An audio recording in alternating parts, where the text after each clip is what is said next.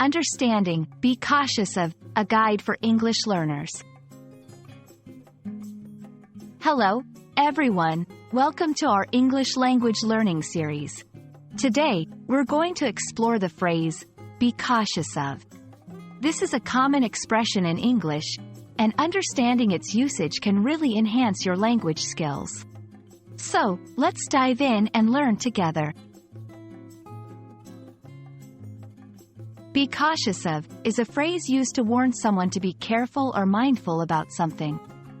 It implies that there might be a risk, danger, or something undesirable associated with the subject in question.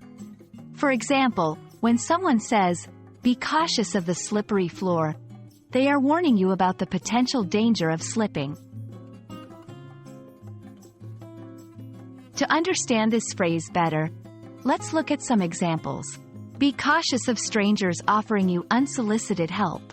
She advised her brother to be cautious of making quick decisions.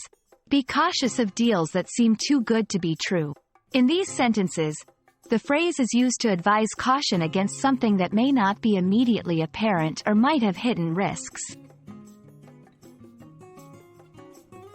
Many learners confuse be cautious of with be aware of. While both phrases involve recognition of something, be cautious of implies a need for carefulness due to potential risk, whereas be aware of simply means to be conscious or knowledgeable about something without the implied risk.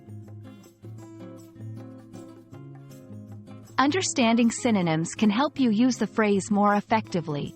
Some synonyms include be wary of, be careful with, watch out for. These phrases can often be used interchangeably, depending on the context.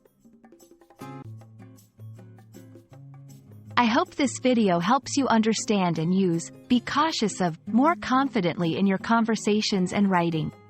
Remember, mastering a language involves learning its nuances, and you're doing great. Thanks for watching, and see you in our next lesson.